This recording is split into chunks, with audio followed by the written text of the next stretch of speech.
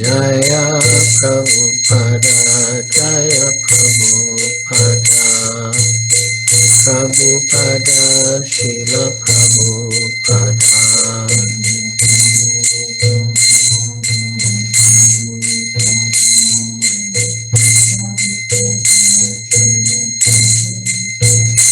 Jaya Gurudeva, Jaya Gurudeva, Gurudeva, Srila Prabhupada.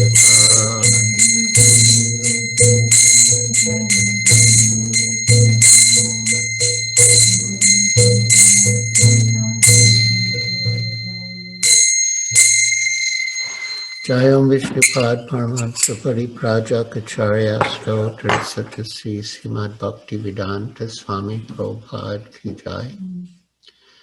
ISKCON founder Acharya Srila Prabhupada Ki Jai.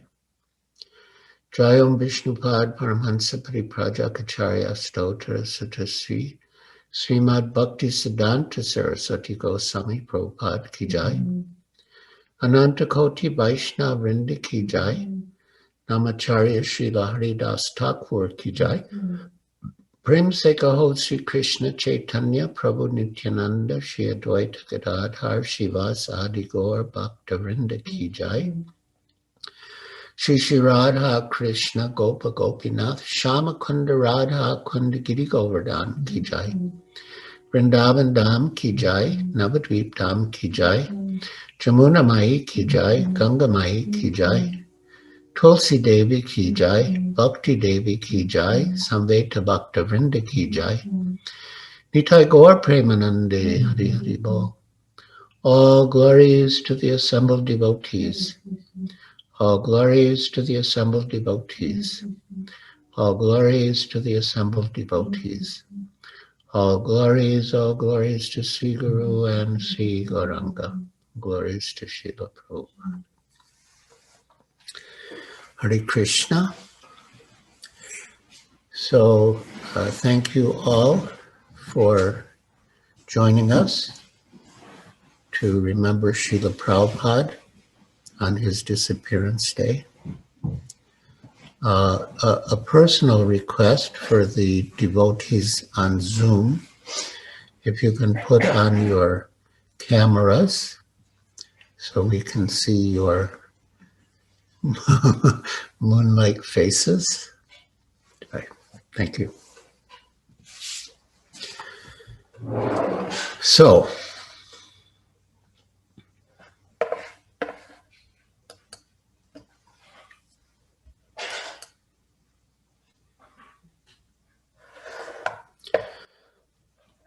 when we were with Srila Prabhupada in Surat, India, on his Guru Maharaja's disappearance day, he said, on the absolute platform, there is no difference between the appearance and the disappearance of the spiritual master. Both are beautiful, just like the sunrise and the sunset. Of course, on Srila Prabhupada's disappearance day, we do feel separation. But within that separation, our remembrance of Srila Prabhupada is heightened. And thus we can experience the beauty of his presence in separation.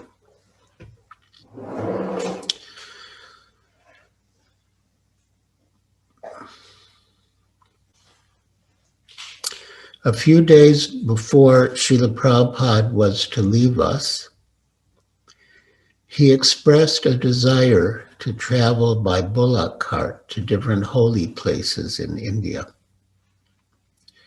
His Holiness Lokanath Swami had been traveling by bullock cart to different places of pilgrimage, and Srila Prabhupada was very enlivened when Lokanath Swami reported to him in Vrindavan. And Prabhupada said that he too would like to go on pilgrimage on a bullock cart.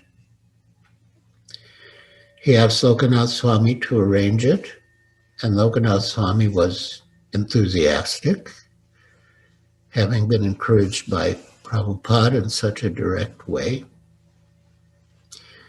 So he immediately went to organize the cart and make all arrangements. Govardhan Puja was to take place in a couple of days, and Prabhupada said that he would begin his pilgrimage by traveling on a bullock cart to Govardhan Hill to celebrate Govardhan Puja with the Brajavasis. At that time, Srila Prabhupada was bedridden and, one could say, emaciated. He was unable to eat. He was able only to sip a little liquid. He was gaunt and weak, with almost no energy.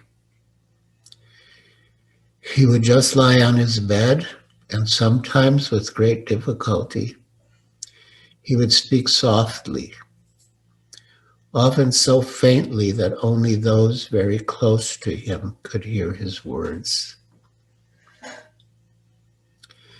There were many devotees in the room when Srila Prabhupada had his exchange with Lokanath Swami.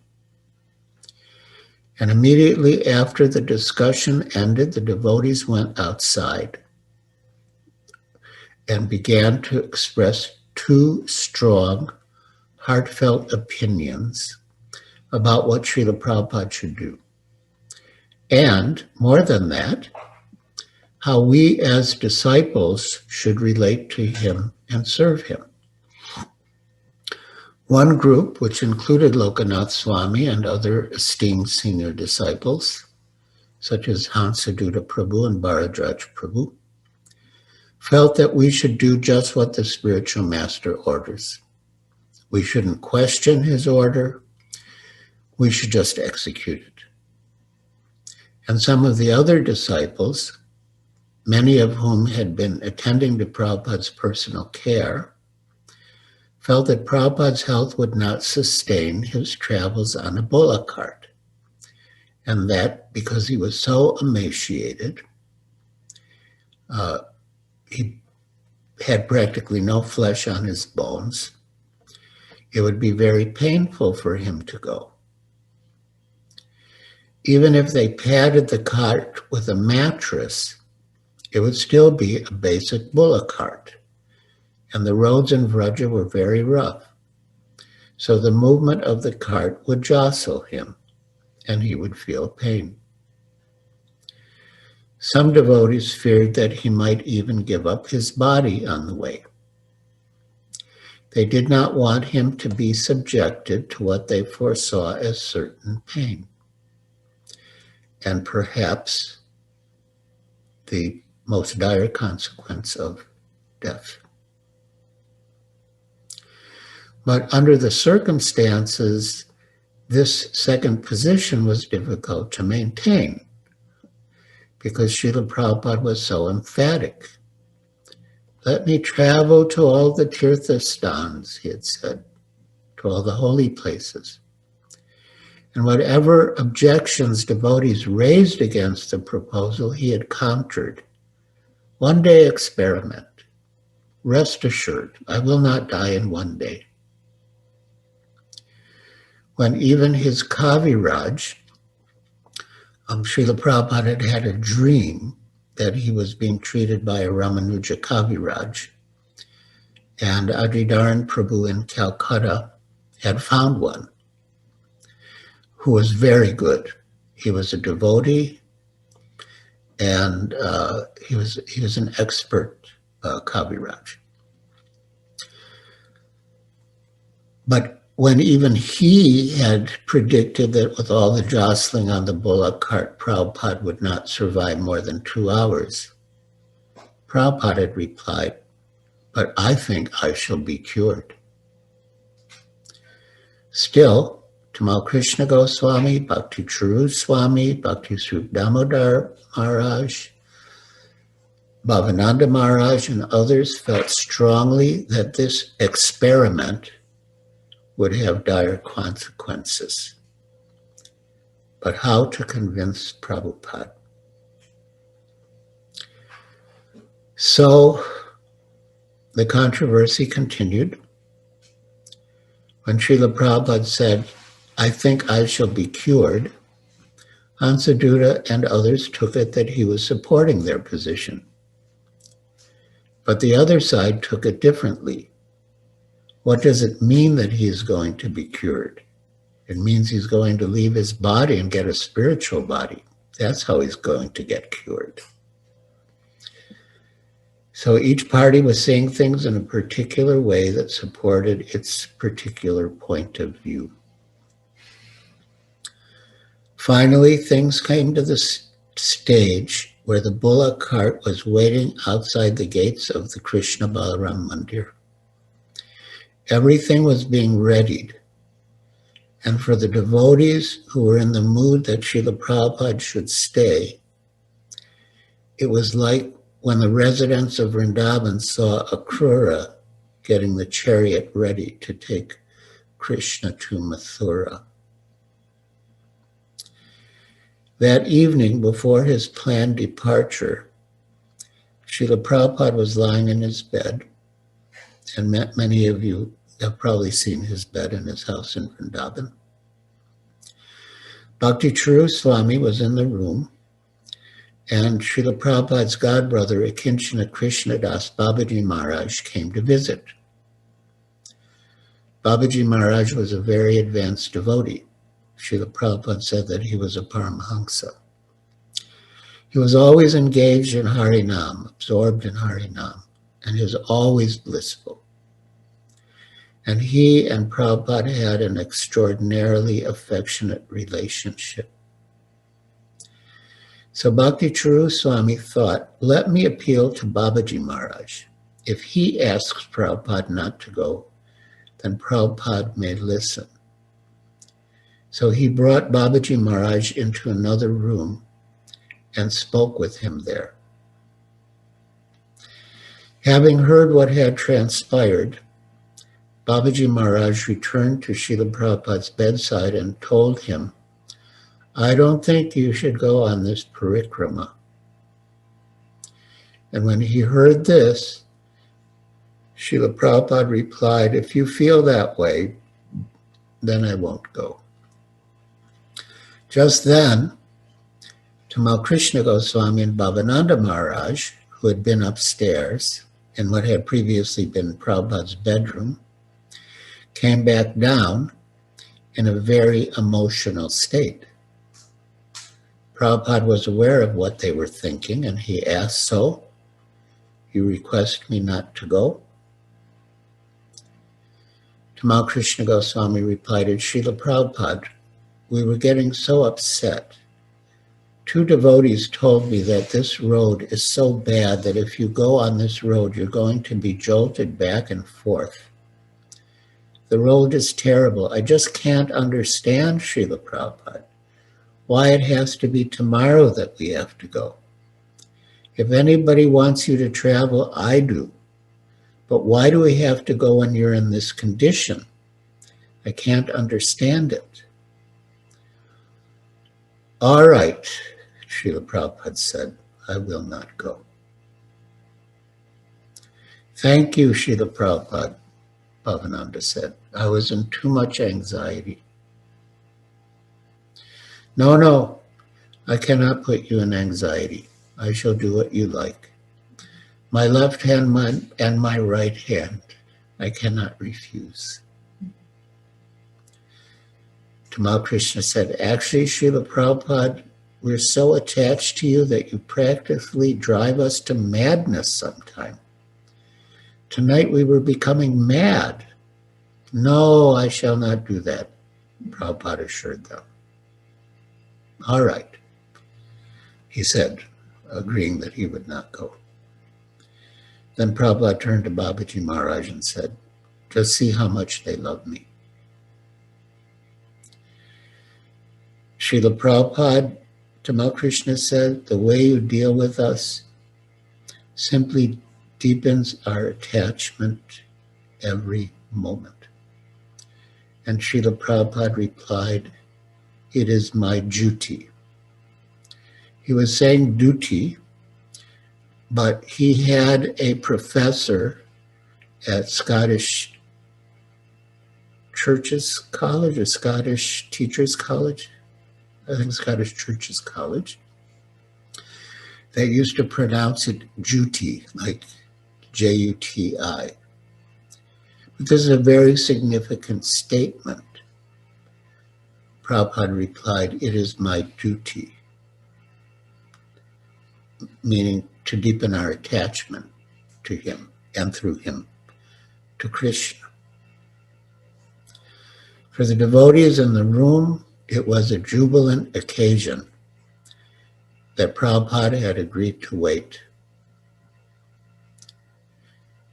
As Tamal Krishna Goswami had said, "We will take you on Tirtha Yatra to all the places. Just get a little stronger." But when the news reached the other group, they were upset. This is not our duty as disciples to try to prevail upon our spiritual master. Our duty is to execute his will.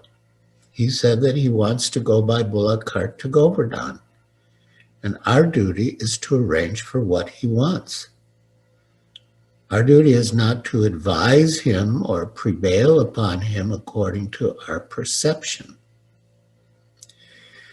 The controversy continued until the end, the anniversary of which is tomorrow in America, but it's already Srila Prabhupada's disappearance day in India. Srila Prabhupada spent his last 3 days with his disciples at Krishna Balaram Mandir, and the last day he did not speak. His only words were in the morning when the Kaviraj asked him to drink some juice, and he replied, "Meri kuch ni icha nahi." I have no desire. After that, Prabhupada didn't speak. He was in a completely internal state of consciousness, and the devotees surrounded him with kirtan. For the last few hours in the afternoon, the leaders opened up the doors for everyone. Young, old, children, men, women, all were allowed to be in the room with him and to reciprocate love with him. I was at the head of Srila Prabhupada's bed, and I had a desire to render one last personal service to his Vapu form, but it seemed impossible. But then suddenly,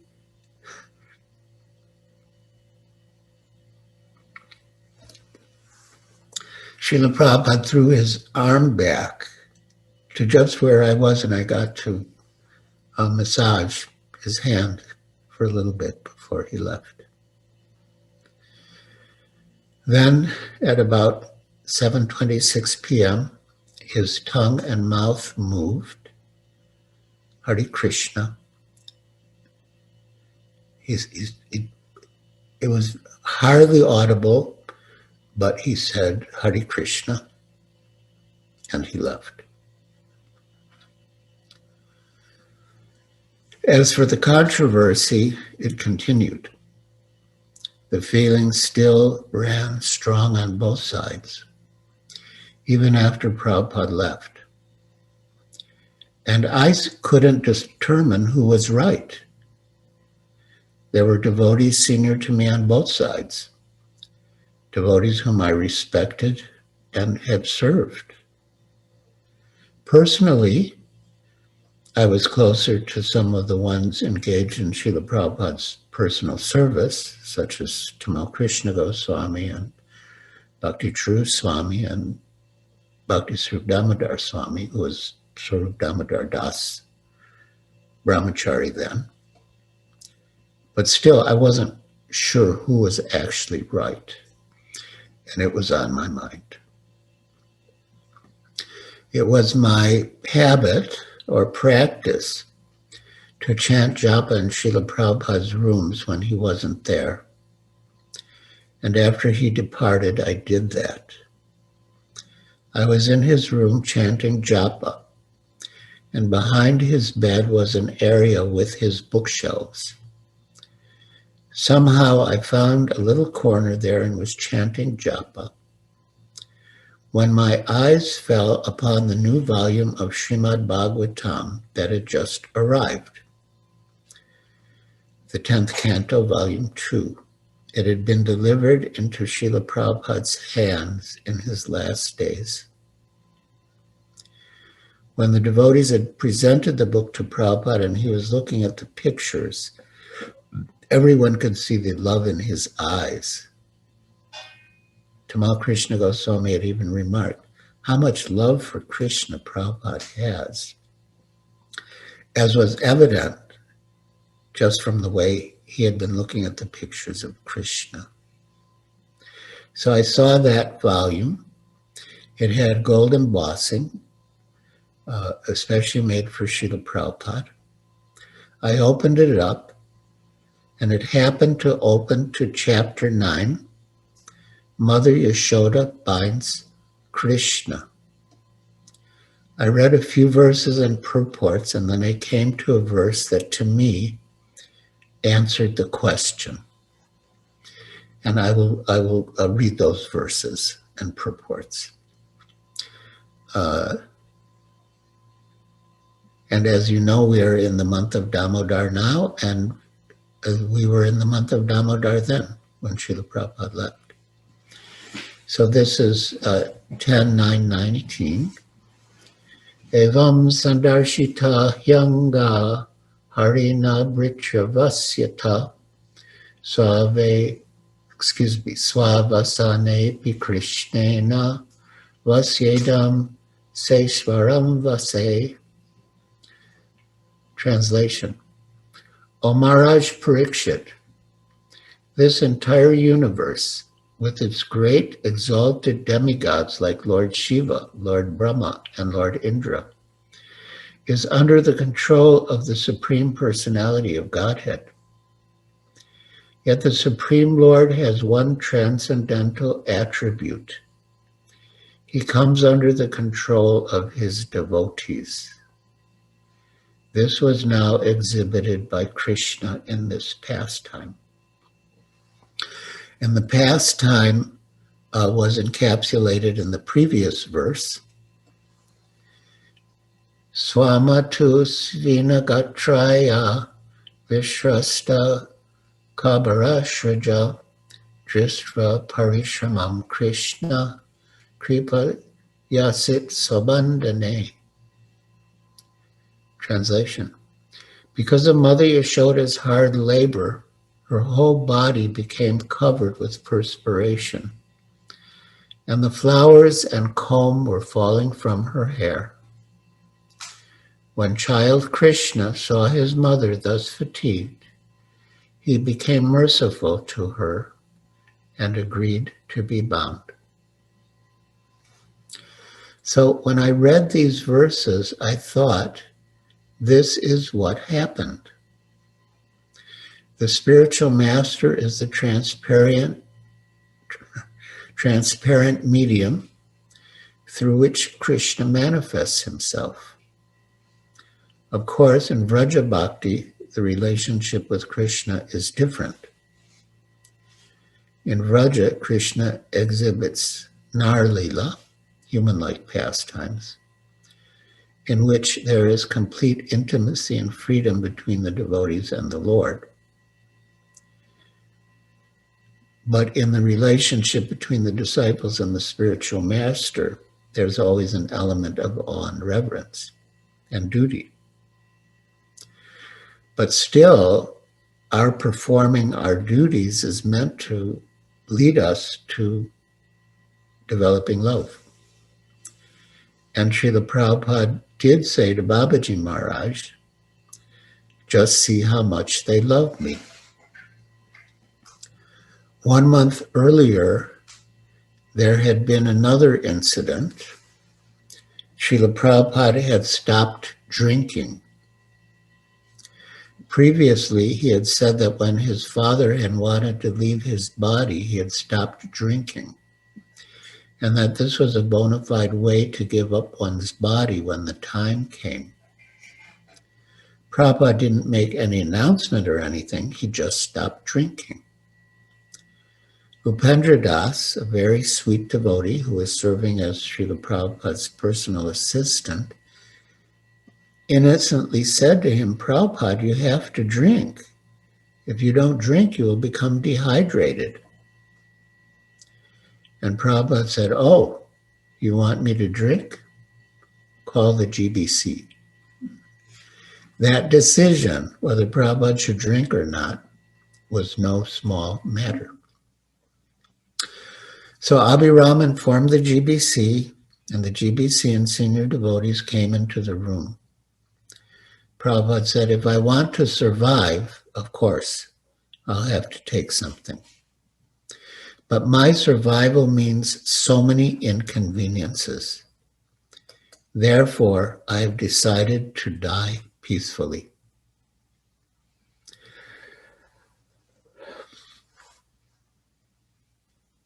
Everything is in the hands of Krishna, Tamal Krishna Goswami said.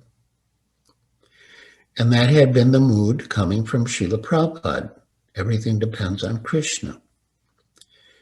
Many times, Prabhupada had said that he would accept whatever Krishna desired. If Krishna allowed him to stay, he would stay. And if Krishna wanted him to go, he would go. Previously, a disciple had asked him, "You said that your Guru Maharaj left early because he was disgusted. Is that the case with you?" And Srila Prabhupada had replied, "No. If Krishna allows me to stay in your association, I will be very happy to stay in your association." Now, however, Srila Prabhupada opened his eyes and said, and remember, this is after Tamal Krishna Goswami said everything is in the hands of Krishna. So Prabhupada opened his eyes and said, "Krishna wants me to do as I like. The choice is mine. He has given me full freedom." This was a different mood, a completely different answer, and it gave and gives us a glimpse into the intimate reciprocation between Krishna and Prabhupada. So we all went out into the ante-room and discussed. Kirtanananda Swami's point was most clear and lucid and intelligent. If Krishna has given Prabhupada the choice, he said, and if Prabhupada is giving us the choice, then we should ask Prabhupada to stay. And everyone agreed, yes, we should ask him to stay. Then one devotee said, "But all the GBC men are not here." And Brahmananda reported, "Come on, what GBC is going to say that they don't want Prabhupada to stay?" So it was decided unanimously. We would go back into Srila Prabhupada's room and tell him that we wanted him to stay. Kirtanananda Swami would be the spokesman. When we went back in the room, Prabhupada was lying quietly on his bed. As soon as we finished offering obeisances, Kirtanananda broke down and started sobbing. He couldn't speak. Brahmananda, sitting behind him, rubbed his back to soothe him. Then Kirtanananda managed, "Srila Prabhupada, if Krishna has given you the choice, then don't go. We need you." Srila Prabhupada asked, "Is this your joint opinion? Have you discussed?" "Yes, we have all met together. We want you to remain and lead this movement and finish the Srimad Bhagavatam." Prabhupada was silent for what seemed like an eternity. Then he yawned and said, "All right." just like that. He agreed to stay in such a nonchalant way. All the devotees were jubilant. Within ourselves, we were rejoicing. Prabhupada is going to stay. Prabhupada is going to stay. He's not going to leave us. He's going to finish Srimad Bhagavatam. He's going to lead the movement. And Prabhupada said, this is real affection. So when I read this verse from the 10th canto, I thought of these two incidents and put them together. In both cases, when the disciples had expressed themselves, we want you to stay, we want you to get healthy, Prabhupada had said, this is real love. Just see how much they love me. All the disciples in the controversy about the parikrama were acting on the basis of their realization of their devotion for Srila Prabhupada. But I believe that what Prabhupada really was doing was drawing out our loving sentiments beyond us just following the order. Following the order is a given. There's no question. We have to follow the order of the spiritual master. To disobey the order of the spiritual master is an offense against the holy name. It is a basic principle of spiritual life. So we're not talking about disobeying the order of the spiritual master.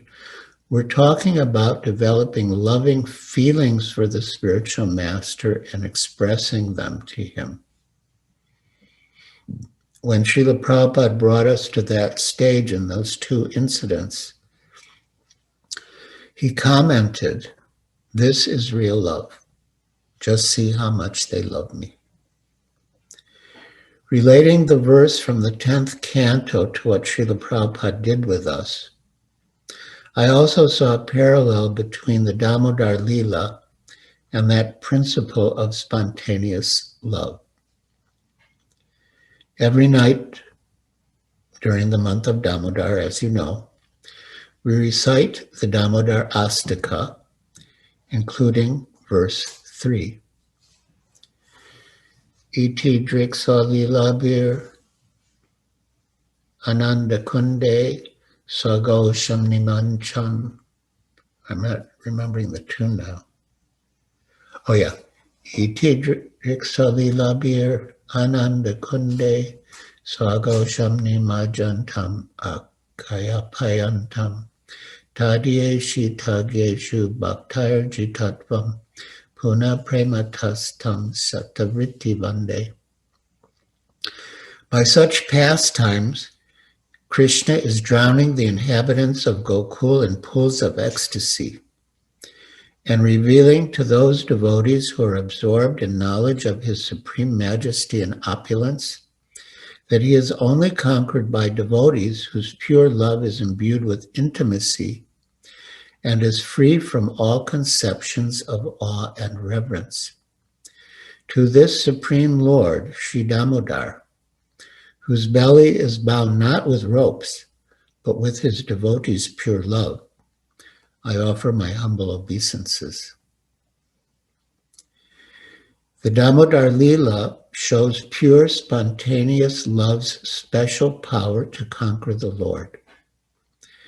The Lord comes under the control of such pure love. In the same way, Srila Prabhupada, not exactly that he came under the control of our love, but I would say that he brought that love out from deep within the recesses of our hearts, and then he reciprocated with us by coming under our control or agreeing to our requests. So this is a very deep pastime of Srila Prabhupada's. Among the disciples who were around him at the end, it was understood that as the perfect Acharya, he had taught us by his own example how to live in Krishna consciousness. And now he was teaching us how to die in Krishna consciousness. That was the general idea in those months and weeks, that he was showing us how to retire to a holy place and how to be absorbed in hearing the holy names of the Lord, and how up until the end, even in his delicate condition, he was trying to push forward the mission and was translating and dictating purports to Srimad Bhagavatam up until the very end. And there's a beautiful picture, a wonderful picture of Srila Prabhupada lying on his bed, and His Holiness Jayadvaita Swami is there, and Pradumya Prabhu is there. They're holding the microphone to the dictaphone to his mouth, and practically to the very end, he was translating and dictating its purports to Srimad Bhagavatam. And within this final lesson, he brought us to this more intimate level exchange where we could express to him our heart's deepest desires, even in spite of the barriers that I would say he deliberately put up. He deliberately put up the barriers, but then he inspired us to break through them, to reach out to him and express our love for him and ask him to stay with us. And in, I guess, the few minutes we have left, I will relate one exchange I had with Srila Prabhupada 3 days before he left. I was sleeping on the terrace of the Gurukul building, and in the middle of the night, someone woke me up and said, "Prabhupada is calling for you." And at that time, Srila Prabhupada's condition was so delicate, we thought, any moment could be the end, or any statement could be his last words. So I went down into his room, and he was lying on his bed. It was very quiet and quite dark. There's a dim light. And Srila Prabhupada asked me, "So after I leave, do you think this movement will go on?" And I replied, "Yes, if the devotees are sincere and they chant their rounds and follow the regulative principles, it will go on." And Srila Prabhupada was silent for a moment. And then he said, organization and intelligence. And then Srila Prabhupada said, "Is there anything else?" Meaning, is there anything else you would like to say? And within my heart, I was like screaming to ask Srila Prabhupada, "Don't leave. Stay with us. Don't leave." But I couldn't come out with it. So when Prabhupada said, "Is there anything else?" So I said, "No, Srila Prabhupada."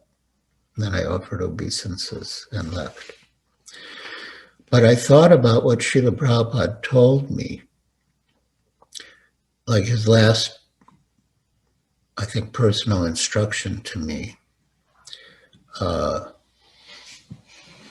Organization, intelligence and organization.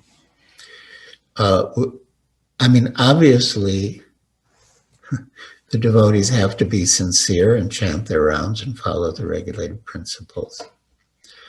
But that's, in a way, depending on the context, but in a way that could just be for our own personal purification and advancement. But if we really want to spread Krishna consciousness, which was Srila Prabhupada's mood, then we need organization and intelligence. So, yeah, quite deep.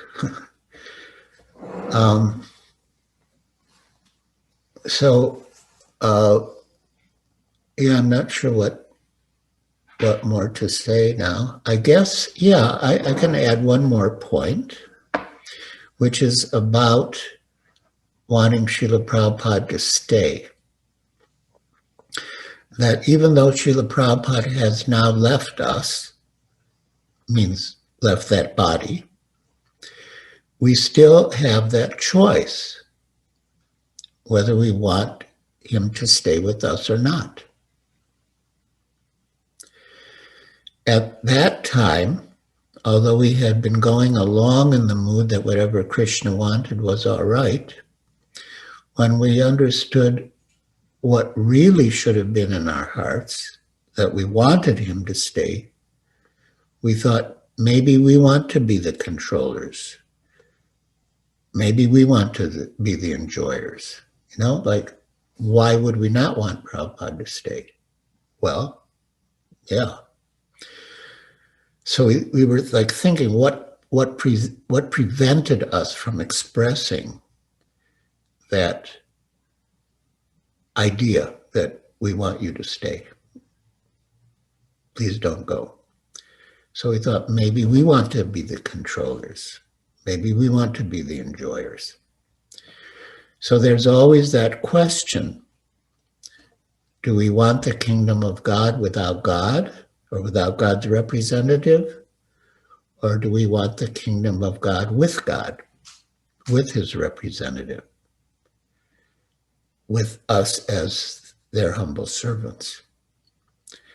So on this occasion, I pray to Srila Prabhupada that I will always remember this lesson and always pray and act in such a way that he will be pleased to stay with each of us individually and with all of us collectively, and bind us to his lotus feet eternally. So, Hare Krishna, our organizer, Yashoda Dulal Prabhu, has suggested I don't take questions because, you know, we're in a certain mood now from hearing about Srila Prabhupada's final pastimes, and he didn't want the mood to be broken with maybe different kinds of questions. So, but we still have 5 minutes. So, Yashoda Dulal Prabhu, what shall we do in our remaining? I mean, I would like to hear His Holiness Jayadvaita Swami speak, but I don't want to put him on the spot with this sudden, spontaneous request. Well, I'm just appreciating how deeply you've thought about Srila Prabhupada's last activities, his last dealings with us. If I were to add anything, maybe I'd just say how intense that those two sides were lined up against one another. And people were like, if they'd had bricks in their hands, they would have thrown them. You know, you don't love Prabhupada, you want him to die. You don't have faith in his order. You know, it was like so intense. It was just at such a high pitch, and maybe that's all I'd add. Yeah, that was a good addition. Yeah, it was very heavy. The feelings were running very strong, and there was so much at stake. You know? And personally, I was hoping that after Prabhupada left, it would quiet down, but it didn't. The same people held on to the same views and were accusing the other side of the same misbehavior, so to speak. It continued. And it was hard because I really did respect people on both sides of the controversy. But yeah, but for my own satisfaction, I got the answer from my reading of 10th Canto, how Krishna came under the control of his devotees' love. Hare Krishna.